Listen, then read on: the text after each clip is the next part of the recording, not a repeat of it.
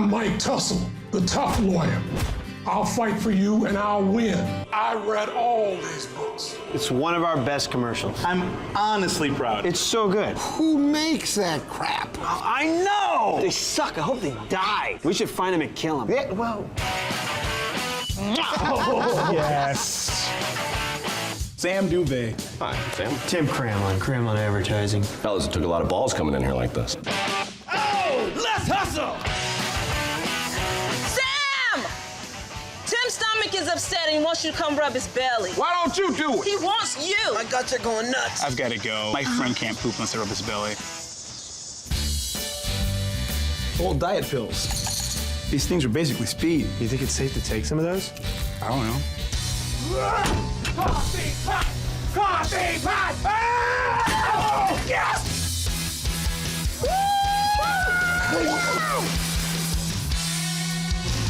Jack, you're known all over town as the guy with a dick in his mouth. It's not just dicks. No. Nope. I've seen boobs. Yes. I've seen poop. I have too. I've seen a butt pooping boobs. Yep. No. It's not sexy. That reaction's gonna sell a lot of hot tubs. And we're getting on the highway. Oh, crap! I'm pulling the plug on your ass. Do it! Kill it! I'm not on life support, you idiot! You're my best friend. You're my best friend. You guys done jerking each other off? Do you see jizz everywhere, Leah? Yeah, Leah, if we were jerking each other off, there'd be jizz everywhere. Let's hear it one more time for one of the funniest shows on television right now.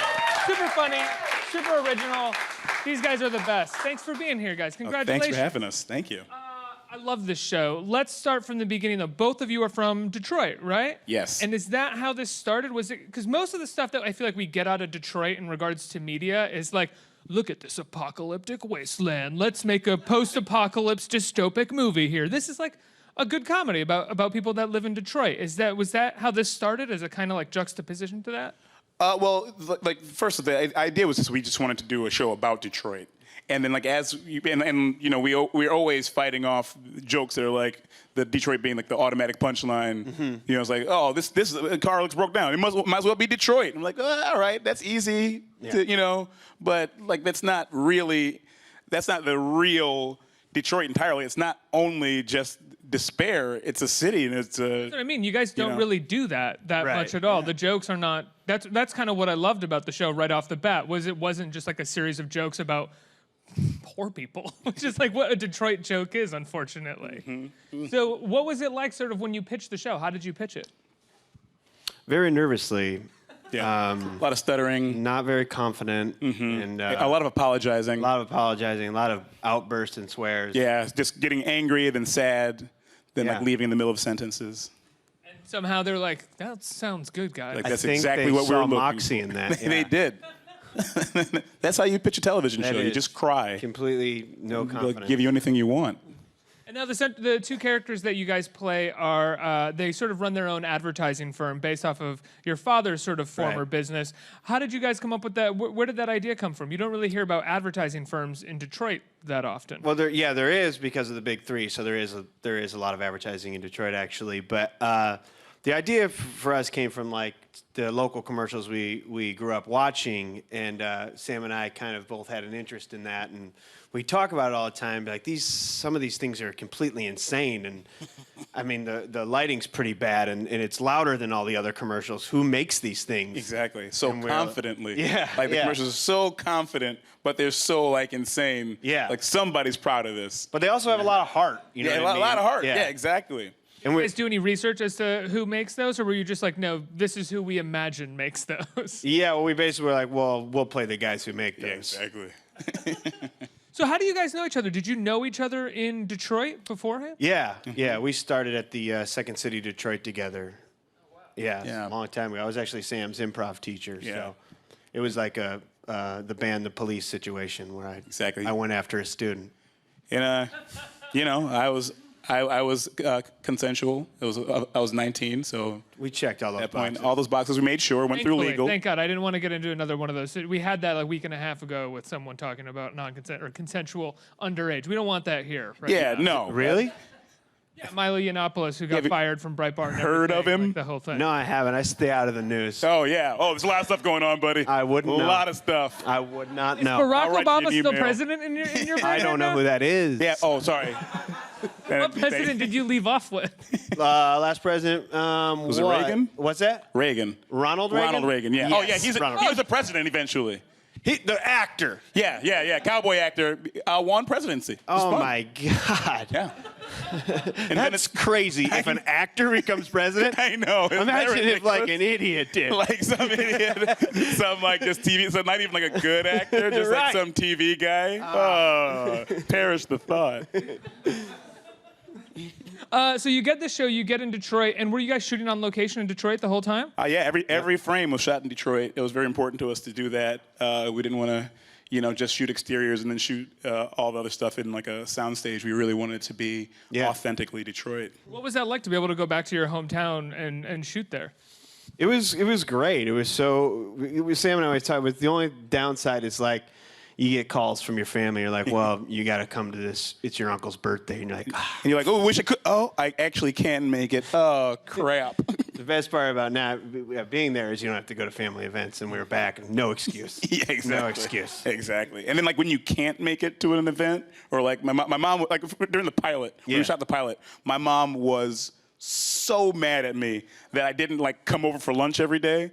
And she's like, well, just bring the crew. And I was like, well, it's a There's crew. a lot of people. There's a lot of them. And then my dad came to set and was like, oh, your mom is legitimately angry at you, so she won't call. She's mad. So then she came to set the next day, and she saw like 100 people working on the set, and she's like, oh, okay. Yeah, I couldn't have fed them. No, finger sandwiches for 100 is a lot. Also, it takes parents a lot to know that like working on a film set is actually working. It's work. You're like, your dad showed up to set and was like, can I talk to you for a second? Like, get over here. No, damn. Like, no. All right, cut, I guess. Like 50 people here setting up lights. We gotta go. Yeah, sure. Keep playing pretend. Your mom's mad at you. I know. We have the footage, actually. Can we play that? Rob, can we play Rob? Rob, can we get that on screen? Embarrassing. He took a break. Sorry, guys. Run and gun show here. Run and gun show. So talk to me about what you wanted to do with your characters. You have these, do you want to do, a lot of times we see in comedy right now, sort of serialized narratives. Or do you plan on doing that? The 3 episodes that I saw they were sort of separate storylines per episode. I loved when you became a prostitute in thank you. episode 3. That's not in the show. That's real life. That's real life, found footage. Yeah. Do we got that, Rob? Do we have that, Rob? Can we put that on the screen? We have that, Rob? Rob, can we put that on the screen, Rob? Embarrassing, Rob. Humiliating. Wait, there was a question that I asked you before I don't remember. Yeah, Let's go ahead and rewind that. Let's see that question Rob, on the can we screen. play that, Rob? Rob, can we play that on the screen, Rob? Robert? Rob. Where is Rob? Rob. Oh, boy, Rob. Don't pretend like you remember what the question was. I was trying to buy myself time. I was glad that you were trying to buy it. It didn't work for me either. It didn't. But like, we kind of wanted to have like the episodes kind of be separate from each other. did it. Boom, I'm on it. I'm good at this. I remembered it too. I'm just going to show off. So I kind of like have every episode kind of just live in a world on its own. Of course, like, so the things that come into the world exist in the world as it goes through. But like the kind of the overarching narrative. The goal stays the same. The two guys to kind of bring the agency to another level. That's continuous, but the episodes are kind of they modular and kind of go off on tangents. But you do come back to the main goal, which is trying to get a Chrysler account. Yeah. Where did you guys do most of your casting from? Because the sort of supporting roles all around are these super original, funny faces that I haven't really seen in anything else. Yeah, we mostly all the casting was of Detroiters, except for like some of the bigger guest stars. Yeah. But even then, we tried to get people, even with guest stars, tried to get people with connections to Detroit or started there, like Keegan-Michael Key, who was actually my first improv teacher in Detroit, and like Kevin Nash, who grew up in Trenton, which is a suburb downriver. Mm-hmm. Does Detroit have like a big improv community? It does. It does. I mean, it's not huge. It's not as big as like Chicago's or like even New York's, but there's a scene in Detroit, an improv scene.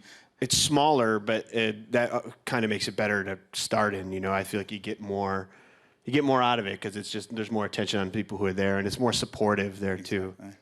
How did you guys start? Well, I started. I went to in my high school. I'd always heard about the Second City because I loved just like being like a fan of comedy as a kid. You like learn about these institutions, and I found out there's a Second City in Detroit. And so a friend of mine in high school, who was a senior, was taking classes. So I went to see his class show, and then I was like, oh, I got to go like see the Second City. And then they have like this improv jam where like anybody can like raise their hand and then like kind of get up there on the stage and like do games. And we were playing this game like a conducted story, and so like you point to the next person who's gonna like say a word, and then you know that it's coming up, like it's a little cheat for it. And the guy pointed to me, and I was like, oh, and I said a line, and it was like laughter, and I was like, ooh, this is what I'm gonna do, because I'm an egotist. Is that really your moment? Was it you remember it just like that? I remember it. That's when I was like, this has something to it. It felt so like being up on that stage was so. Yeah. Like, because you always think about it as being like something you watch but like not participate in. But the fact that you could do it and it felt so like natural and real, right? It felt like right. And what about you, Tim? Yeah, basically the same. Like I was in high school, and a teacher actually told me, he was like, I was a comedy nerd and everything, and a teacher was like, there's a Second City here, and I was like, there is? I had no clue, and I went and saw a show, and I was like, yeah, this is I can't believe this is in my backyard, basically, because. That's so lucky. I don't know that if there wasn't a Second City of Detroit, I don't know that I would have been courageous enough to like leave the city to go seek out doing comedy. So I was lucky to have it in the backyard. It wasn't that much of a risk to try it. Right. What was your first class like, and how good were you right off the bat? Both like. Sorry, I don't mean to interrupt. You're both sort of like naturally funny, as well as sort of funny when you're performing. Oh, thank you. I appreciate that. So am I. Goddamn welcome. Should we do one of our routines? I think, I feel like in my first class, I had a good first class and felt pretty confident. And then I think I sucked for for like 2 months. Because I think I was trying too hard. And that was a scary moment. It was like, I suck at this. I'm not good at this. And then, I just kept doing it. And but it definitely wasn't a clicking moment where I was like, it's what I wanted to do, but I wasn't just instantly good at it. Not for me. I was immediately, bam, the best. I was his first teacher. Yeah. I was hard on him, and he sucked. I forgot that. He didn't. Do we have a clip of that, Rob? Rob? So what is your guys' writing process like for the episodes? How do you work together? Do you have a big writer's room, or is it really the two of you? It's pretty small. And the first season was hard to write because Sam and I were living on different coasts. Sam was in LA and I was here. So it was just basically we'd try and get together whenever we had off weeks, for him from Veep and me from SNL, and we would try and just get to, there's other writers, Zach Cannon and Joe Kelly. So it was basically the four of us. And then for most of it, then we had writer like Amber Ruffin come in and Michael Che, who write on the show too, and comedian CP. Yeah, exactly. So we'd do like it was like this carpetbagger writer's room. Like we'd be in LA for 2 weeks. We'd be in New York for 2 weeks. We'd be in Detroit for 2 weeks. And just like writing whenever we could, kind of just get in the same room together. And then like over email, kind of like send things back and forth. Yeah. This digital age. Tim, are you still working on SNL these days? No. Last season was my last. Last season, do you kind of miss it now that they're going crazy on? I miss it terribly. On Donald Trump. Yeah. Oh, that's so great. I love that. Yeah, they can get an instant reaction. Right. Yeah. I just let my guard down. I do know who the president is. Whoops. Well, I guess I don't have to write that email. It's just a worse Reagan. Don't worry about it. Worse Reagan. Worse Reagan. And, Sam, you're on Veep. I mean, I imagine when you said you were in LA shooting, you were probably maybe shooting on Veep, which is, outside of Detroit, is the funniest show on television. One of the funniest shows in years. And I was telling you in the green room, I think last season was maybe the best season. It was so mean and so funny. Such mean thing. What has shooting the new season been like? I mean, especially in this current political climate. Well, there was definitely like a gear shift that we had to make because we were kind of going this one way, and then like who would have thought? Like the idea of like doing comedy on politics is you kind of assume politics works a certain way. Right, it's like the show exists in this world but that world has totally been turned on its head. So how do you Exactly. sort of create something else that exists in this other world? Right, like if the basis for reality is no longer real, how do you? There's no longer a bureaucracy in this country. How do you? Where are the jokes? So kind of like this gear shift, but like really this season will focus kind of on what a president does after they've left office. Sort of like a Carter kind of foundation thing. Exactly, trying to build your legacy. Like what does a president do after they're out of office to kind of build their legacy? So that's kind of like Selena goes through that, and like Richard this season kind of works closer to her. Works with Selena again, so she hasn't gotten rid of him yet. Nobody ever does. He just kind of fails upwards. That's his like superpower. Were you guys shooting the show when during the election? Sure were. In fact, we were shooting a scene like in a polling place. So I was depressed. Day of. Oh, God. I was like, I don't want to work anymore. How did the cast react? How did you guys actually go back to work the next day? I mean, we just took a little bit of time because like kind of again like there was a like little gear shift, so things had to like kind of change a little bit. But you know, we're not doing spoof of actual events, so you know there didn't have to be like a. Oh no, we were writing a show about Hillary Clinton. Now we have to write a show about Donald Trump. That's not how we do it. It's not about a person. It's just about the office and like the reality of it. So there was just like a little bit of change, but we kind of meant you guys personally. Personally, oh, devastated. Yeah. So you were his teacher. Were you guys writing partners for a while before Detroiters, or did you sort of know each other and know that you liked performing together, pitch the show, and now you're writing partners because of it? We were actually lucky enough to kind of take a bunch of steps together. Where like we started the Second City of Detroit and did that together. And do shows at Planet Ant. At the Planet Theater in Hamtramck, and then we both kind of ended up in Chicago at the same time, and we got put on the Second City main stage in Chicago at the same time. So we had just kind of went the same path. Yeah. And so we were writing together all the time through all those steps of Second City. So yeah, we were together that whole time. And then after, we did those shows at Second City Chicago where it's like every night of the week you're improvising and performing together.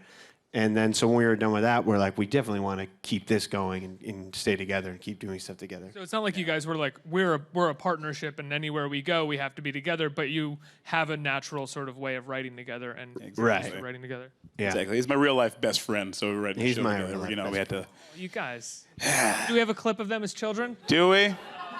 Do we have that animated one I made?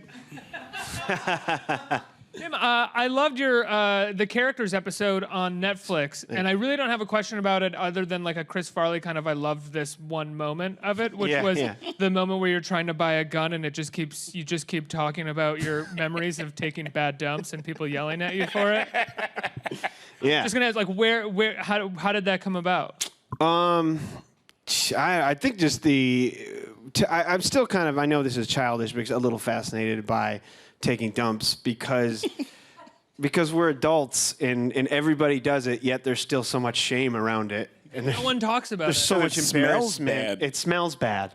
And there's just it's also like weird, like just the whole process is kind of odd. You have to get in a position where it's like you're just very fragile. And like very vulnerable, entirely vulnerable. So vulnerable, and you're just sitting on a thing with your pants down and then dumping smelly stuff out of you. I mean, I see why it's embarrassing. Yeah, I'm giggling. Anybody like knocks on the door, you immediately someone's here! Freaking out. It sucks. Yeah. So I think that it's a running thing with me of just like people who are so embarrassed by it. And in part, it was partially based on I heard a story about a plane that had to turn around. It took off, and someone took a dump that smelled so bad they turned the plane around. And they landed it. And I kept thinking about that guy just sitting in it like, yeah, we're going to have to turn the plane around. And then be like, yeah, something's messed with our instruments. We're going to have to turn around. Yeah. And him knowing it was him, it would be like everybody being pissed because it smells. and they're inconvenienced. How long do you think he's stuck with being like, it wasn't me? I think it was that guy. It's like, come on. Like, how much fuel did it cost? Oh, You know? I mean, think about that. Like, all and that the stuff. air traffic controllers had to be like, why I stay another hour to land this pup? Exactly. And then his wife, honey, what are you doing home? Yeah, what are you doing? You're supposed to go on a You're business supposed to be trip. in Tulsa. Yeah, well, I ate a bunch of ramen before the plane. Did you take a shit on the plane again? Yes, I did. Somebody took a dump on the plane. It wasn't just me. A couple other guys went in there. I was just realizing also, there should be like you're most vulnerable when you're like taking a dump. Yeah. Why don't people like do more robberies during that? Like, you know what I mean? Like, just bust in there and be like, "Give me everything you got." What are you gonna do? What are you going to do? You're not going to stand up and fight back. Exactly. You are as incapacitated as possible. Yeah. But the act itself is a self-defense of its own. Nobody wants to kick a door and That's suddenly true. get wafted with the scent of it. Yeah. That's true. Yeah, because when Enough you to dismay a burglar. for sure. That's true. Okay. When you walk in on someone taking a dump, when you see them for the rest of your life, that's all you ever picture. All you ever see. That's all you ever picture. You always see, no. Yeah, And yeah. it's like in the mind. Like, Imagine if in the beginning of Pulp Fiction, when they jumped out of the seats, suddenly someone came out of the bathroom and took a smelly dump. They're like, Yeah. oh, never mind. Yeah, That's right. enough, guys. We're going to put our guns down and Yeah, get yeah. out would of have done here. a Bible verse. He'd have just said, "Excuse me." End of the movie. End of the movie. Let's see if there's some questions from the audience about shit. Yeah, about dumps. Hey guys, I can't wait to watch this. Not about dumps. When's the first time you met? Get down. Anybody else? Okay. Would you take a dump? It doesn't have to be about dumps. Please don't. Please No, don't. no, let's do this. Let's do Lorne this. Michaels was waiting to use the bathroom. When I take a dump, if Lauren Michaels was waiting to use the bathroom, well, I have issues with taking dumps in public. I rarely do it. So I would probably be like, go ahead, Lauren, because that's the power move. Exactly. I know what you're doing in there, bud. Yeah. So no, I would let him go first. I don't know. I'd take that dump first. You would? Yeah. That's also a power move. Power move. It's a power move either way. Yeah, it's also a power move. It's one of those rare things where it's like a wild card. Unless you go in there first and he walks in on you, then he wins. Then he wins. And he wins. he And wins. you're like, oh, no. Yep. It's like, gotcha. Gotcha, buddy. Saw you taking a dump. Takes a picture of you. Next question. What's going on, fellas? So going I just on? want to know, as being comedians, who were your favorite comedians growing up, and who inspired you? I'm trying to think. Like when I was growing up, it was.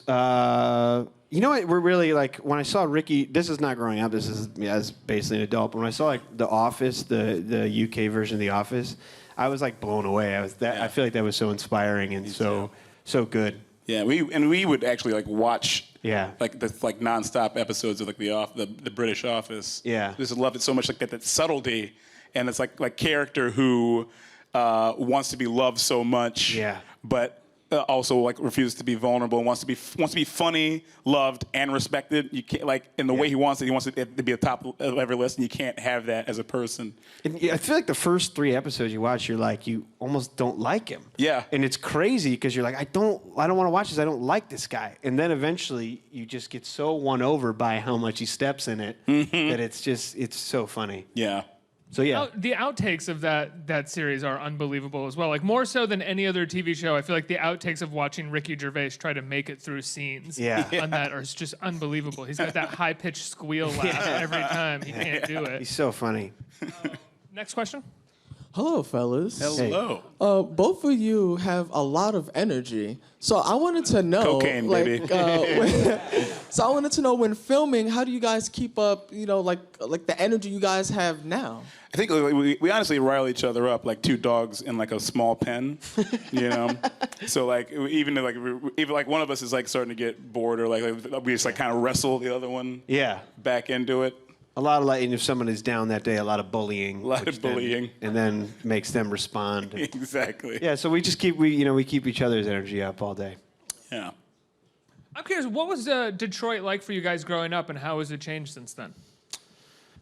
Well, I grew up in the suburbs, and Sam grew up in the city, and it was great growing up. We loved growing up there. I wouldn't have grown up anywhere else. And And how it's changing now is there's a lot of new stuff popping up and a lot of restaurants and businesses coming. So it's great to watch. Yeah, like it's really incredible to watch because you see like the economic downturn started kind of continue while we were growing up, and then like kind of hit a bottom. And so now like going back home, you watch buildings kind of like empty out like here and there, but then like all of a sudden they start to fill up. Like downtown has more and more things in it. And like that, of course, it's a two-sided argument. Yeah, it's complicated. It's complicated because you're also like who is displaced. But the problem is that nobody's being like. It's not that somebody's being displaced because these are empty buildings.